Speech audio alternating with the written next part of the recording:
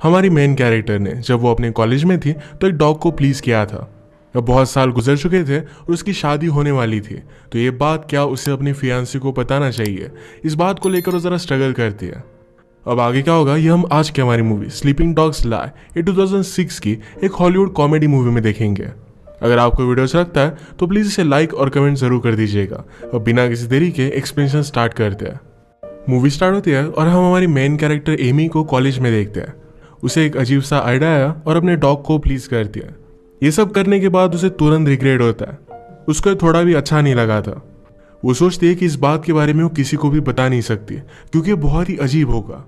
जैसे टाइम गुजरता गया वैसे इसके बारे में वो ज़्यादा सोचती नहीं थी। उसके अब तक जो भी बॉयफ्रेंड्स रहे थे उनके साथ उसकी रिलेशनशिप उतनी अच्छी थी नहीं, पर अब वो जॉन के साथ थी और जॉन उसे बहुत ही प्यार करता था। एमी भी उसके साथ बहुत ही सीरियस थी। वो अब सोचने लग गई थी कि क्या अब अपनी गलती के बारे में उसे जॉन को बताना चाहिए।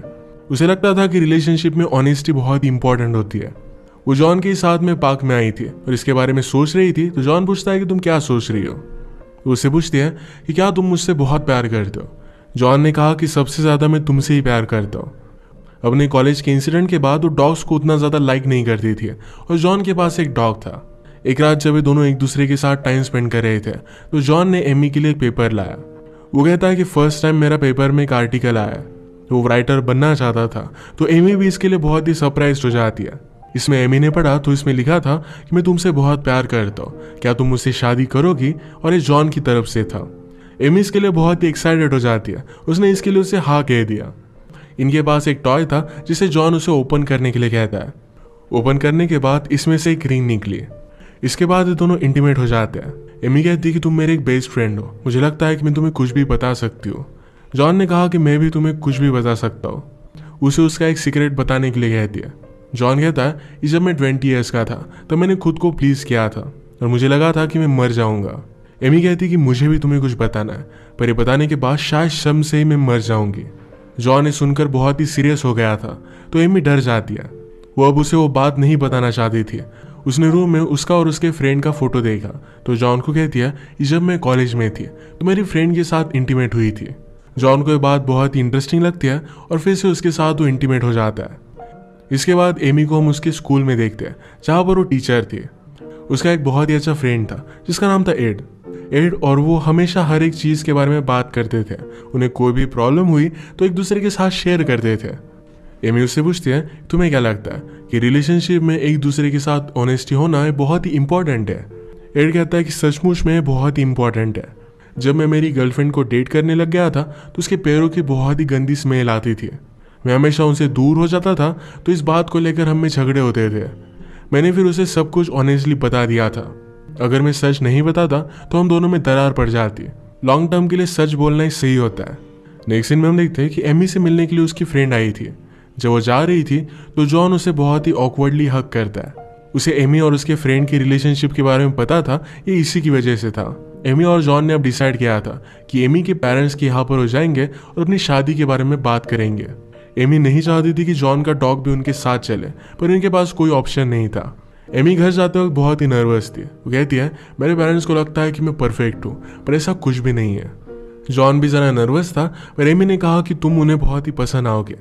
मेरे फादर भी हमेशा से राइट करना चाहते थे, पर कभी भी उन्होंने किया नहीं। तुम भी राइटर बनना चाहते हो तो ये बात उन्हें बहुत ही अच्छी लगेगी। जॉन ने कहा कि मैं न्यूज़पेपर डिलीवरी का काम करता हूँ, मैं एक्चुअल में अब तक राइटर नहीं बना हूँ। पर फिर भी एमी उसे कॉन्फिडेंस देती है। एमी के पेरेंट्स को स्मोकिंग अच्छी नहीं लगती थी, पर एमी और जॉन ये दोनों स्मोक कर आए थे। एमी के पेरेंट्स ने दरवाज़ा खोला और एमी की मदर जॉन को गले लगा दिया। वो कुछ स्मेल कर रही थी, तो जॉन ने कह दिया कि मैं स्मोकिंग करता हूँ, पर वो एक्चुअली स्मेल जॉन के डॉग की टट्टी का था। ऐसे एक वियर्ड से इंट्रोडक्शन के बाद ये सब घर में आते हैं। जॉन कहता है कि मैं ये मेस साफ कर देता हूँ। उसके साथ एमी के फादर भी आए। फादर ने कहा कि मैं और मेरी वाइफ फर्स्ट टाइम एक दूसरे के साथ तब इंटीमेट हुए थे जब हमारी शादी हो गई थी। मैं समझ सकता हूँ कि आजकल का वक्त बदल चुका है, पर हमारे सामने तुम एक दूसरे के साथ नहीं रह सकते। उन दोनों को उन्होंने सेपरेट बेडरूम्स दे दिए। घर में अंदर आने के बाद हमें पता चलता है कि एमी का ब्रदर, जिसका नाम था डगी, उसकी जॉब चली गई थी। उसकी गर्लफ्रेंड भी उसे छोड़कर चली गई थी, तो डिप्रेशन में आकर वो फिर से अपने पेरेंट्स के साथ रह रहा था। एमी के पेरेंट्स को हमेशा से परफेक्ट लगती थी, तो हमेशा उसे वो डायमंड गर्ल बुलाते थे। डिनर के वक्त बचपन से लेकर आज तक एमी ने जिन भी कंपटीशन में एक्सेल किया है, इन सारे कंपटीशन के रिजल्ट्स, ट्रॉफीज, ये सब कुछ जो जॉन को दिखाते हैं। ये दिखाते वक्त वो बहुत ही प्राउड थे। जॉन को एक्चुअल में एमी के बारे में ये सब चीज़ें पता थी, पर फिर भी वो बहुत ही सरप्राइज्ड है, इस तरीके से प्रिटेंड करता है। उसने अपने जॉब के बारे में भी बताया। एमी का ब्रदर डगी इन सब बातों में ज़्यादा इंटरेस्ट नहीं लेता और अपने रूम में जाकर वो ड्रग्स करने लग गया था। रात में जब ये अलग अलग रूम में सोने के लिए जा रहे थे तो एमी कहती है कि रात में मैं तुम्हारे पास आ जाऊंगी। इन दोनों को एमी के पेरेंट्स ज़्यादा पास भी आने नहीं देते। बीच रात में जॉन के पास आकर डगी स्मोक कर रहा था। वो जॉन से भी पूछता है, पर जॉन इसके लिए मना करता है। थोड़ी देर में कीबोर्ड लेकर वो उसे बजाने लग गया। जॉन रात भर सो नहीं पाता। सुबह होने पर यह सब चीज़ें जॉन एमी को बता देता है। ब्रेकफास्ट के वक्त एमी और उसकी मदर बात कर रही थी और मौके का फ़ायदा उठाकर जॉन एमी के फादर के पास जाता है। मदर समझ गई कि जॉन किस बारे में बात करने वाला है। एमी ने कहा कि आपको कैसे पता? मदर कहती है, जिस वक्त तुम्हारे डैड मेरे फादर से बात करने के लिए गए थे, उस वक्त वो इसी तरीके से डरे हुए थे। जॉन ने फादर को एक कन्फेशन किया कि एक्चुअल में पेपर में तो काम करता है, पर इसे सिर्फ वो डिलीवर करता है, पर वो राइटर बनना चाहता है। फादर कहते हैं कि तुम्हारे पास बहुत टाइम है, तुम्हारे ऊपर कोई भी रिस्पॉन्सिबिलिटी नहीं है, तुम अपने पैशन को फॉलो कर सकते हो। अगर तुम्हारी शादी हो गई होती तो ये बात कुछ अलग होती है। इसके बाद वो एमी को लेकर बात करने लग गए। फादर कहते हैं कि एमी मेरी बहुत ही अच्छी बेटी है। जॉन कहता है कि मैं भी उससे बहुत प्यार करता हूँ। अगर मैं राइटर नहीं बन पाया तो भी मैं ज़िंदगी काट लूँगा, पर अगर एमी मेरी लाइफ में ना हो तो ये बहुत ही हार्ड बन जाएगी।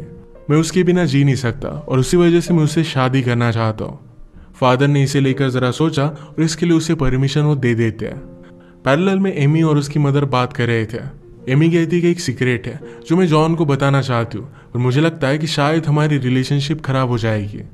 मदर कहती कि कुछ सीक्रेट्स तुम्हें छुपा कर रखने चाहिए।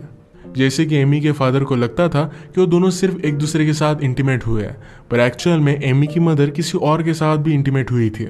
एक बहुत ही अमेजिंग अमेरिकन सिंगर को लेकर वो और उसके रूममेट, इन दोनों में झगड़ा हुआ था।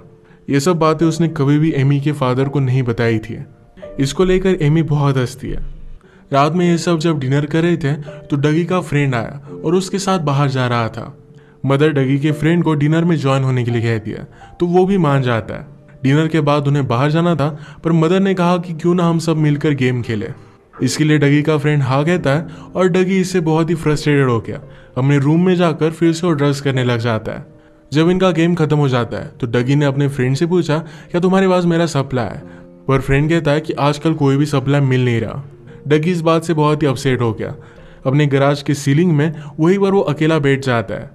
रात में सब सो गए थे। एमी और जॉन पर नजर रखने वाला कोई भी नहीं था, तो इस मौके का फायदा उठाकर एमी जॉन को गैराज में लेकर आती है।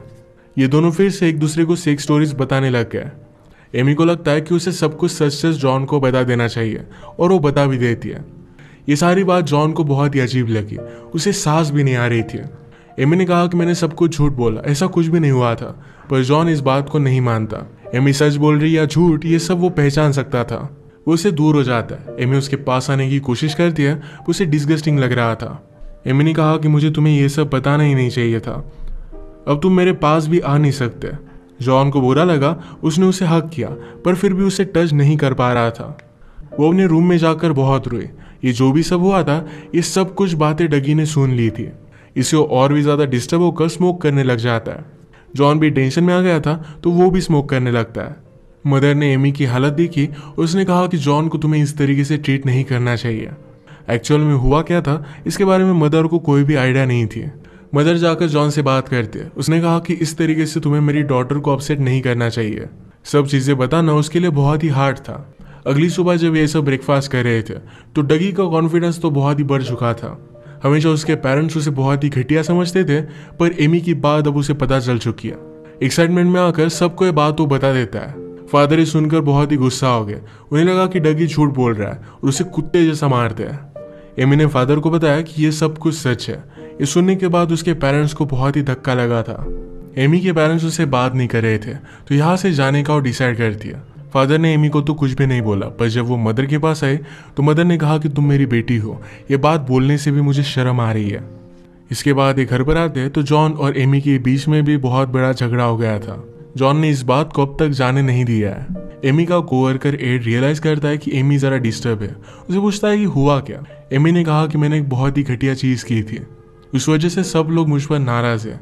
एड कहता है कि क्या तुमने किसी को जानबूझकर हर्ट किया था। एमी कहती कि ऐसा कुछ भी नहीं था। तो एड ने कहा कि ये सिर्फ एक गलती थी, तुम्हें इतना ज्यादा बुरा फील नहीं करना चाहिए, तुम एक बहुत ही अमेजिंग पर्सन हो और ये बात बदल लेने वाली है।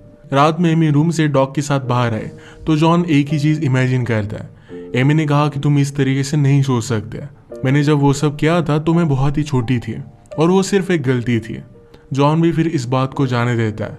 ये दोनों इंटीमेट होने लग गए, पर जॉन एमी को डॉग के साथ ही इमेजिन करता है। एमी ने कहा कि मैं मेरी फ्रेंड के साथ इंटीमेट नहीं हुई थी, वो सिर्फ डॉग की बात मुझे नहीं बतानी थी, उसी वजह से मैंने बोला हुआ था। जॉन ने कहा कि क्या तुम मेरे डॉग के साथ भी वही चीज कर सकती हो। एमी इस बात से बहुत ही ज्यादा गुस्सा हो जाती है। उसने कहा अब हम दोनों कपल नहीं रह सकते, ब्रेकअप कर वो वहां से चली जाती है। एमी ने अपने पेरेंट्स को कॉल लगाया तो उसके फादर उससे बात करते हैं, पर उसकी मदर उससे कुछ भी बात नहीं करना चाहती थी। वो फादर को आई लव यू कहती है तो फादर भी कहते हैं कि मैं भी तुमसे प्यार करता हूँ। जो भी सब हुआ था ये सब एमी ने अपने फ्रेंड को बताया। फ्रेंड कहती कि जॉन बहुत ही घटिया था, वो मुझ पर भी लाइन मारता था। एमी के पास अब खुद का अपार्टमेंट नहीं था तो उसे फ्रेंड के पास ही सोना पड़ता है। रात में उसे अपने फ्रेंड और उसके बॉयफ्रेंड की आवाज़ आती थी जो उससे अच्छा नहीं लगता। अगले दिन वो अपने कोवर्कर फ्रेंड एडी के साथ अपार्टमेंट ढूंढने लग जाती है। अगले दिन एमी को उसकी मदर का कॉल आया। एक्चुअल में उसकी मदर लॉयर को कॉल करना चाहती थी, पर गलती से एमी को लग गया था। एमी पूछती कि क्या हुआ। मदर ने कहा कि एक रॉबरी हुई थी और वहां पर पुलिस को डगी की कार मिली। वो घर पर ही था, उसने कुछ भी नहीं किया था, पर फिर भी उसे अरेस्ट कर लिया गया है। इसके बाद एमी को एड का कॉल आता है। एड ने कहा कि मेरी वाइफ मुझ पर चीट कर रही है, मुझे लग रहा था कि हमारे मैरिज में कुछ ऑफ है, तो मैं उसे सरप्राइज देने के लिए गया तो किसी और के साथ वो इंटीमेट हो रही थी। एमी फिर उसे अपने घर बुला लेती है। उसने उसे सहारा दिया। एड कहता कि मैं सबसे बड़ा लूजर हूँ। एमी कहती कि ऐसा कुछ भी नहीं है, वो दोनों पास आ गए थे तो इंटीमेट होने लग गए। एड कहता है कि मेरे साथ इंटीमेट मत हो, मैं बहुत ही फैट हूँ। एमी कहती कि ऐसा कुछ भी नहीं है, तुम अमेजिंग हो। उसके बाद दोनों इंटीमेट हो गए। एड की वाइफ हमेशा उसे नीचा दिखाती रहती थी, उसे उसके खुद के बारे में बैड फील कराती थी। इसके बाद एमी और एड की रिलेशनशिप बहुत ही स्ट्रांग हो गई थी। एमी को एक नई अपार्टमेंट मिल गई थी तो जॉन के अपार्टमेंट से उन्हें कुछ सामान लाना था, तो एड भी उसके साथ आता है। दोनों मिलकर सारी शिफ्टिंग करते हैं। दोनों बहुत खुश थे। तभी अचानक से एमी को घर से कॉल आया। एमी की मदर को ब्रेन में एन्यूरिज्म होकर उसकी डेथ हो गई थी। एड उसे सहारा देता है और उसे अपने फादर के पास जाने के लिए हेल्प किए। एमी ने कहा कि मेरी फैमिली बहुत ही वियर्ड है, पर एड को इससे कुछ भी फर्क नहीं पड़ता। मदर के मरने के वक्त वो खाना खा रहे थे तो उसकी प्लेट्स भी डैड ने वैसे ही रखी थी। एमी अपने फादर का ख्याल रखती है। अब तक एमी के ब्रदर डगी को कुछ भी पता नहीं था और वो अब जेल में है। एमी कहती कि मैं जाकर ये बात उसे बता कर आऊंगी। अगले दिन वो जा रही थी तो एड उसे पिकअप करने के लिए आया। एमी ने कहा कि तुम्हें मेरे साथ चलने की कोई भी जरूरत नहीं है। एड ने कहा कि जेल में जाना है बहुत ही हार्ड होगा, मैं तुम्हें वहां अकेला नहीं जाने दूंगा, मैं तुम्हें बहुत ही लाइक करता हूँ। एमी ने डगी को मदर के बारे में बता दिया। डगी ने पूछा कि ऐसा हुआ क्यों। एमी कहती कि शायद स्ट्रेस की वजह से आया। डगी बहुत ही डिस्टर्ब हो जाता है। उसे लगता है कि वो जेल में है, शायद इसी वजह से उसकी मदर ने टेंशन लिया होगा।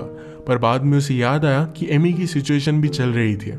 वो सारा ब्लेम एमी पर डालता है। उसने कहा कि ये सब कुछ तुम्हारी वजह से हुआ है। एमी और एड फिर यहाँ से चले जाते हैं। एड पूछता है कि डगी किसके बारे में बात कर रहा था। एमी इसका उसे कुछ भी जवाब नहीं देती है। वो इरिटेट होगी और कहती कि तुम अपने घर चले जाओ, ये एक फैमिली मैटर है और तुम मेरे बॉयफ्रेंड भी नहीं हो। इस बात से एड हर्ट हो गया था।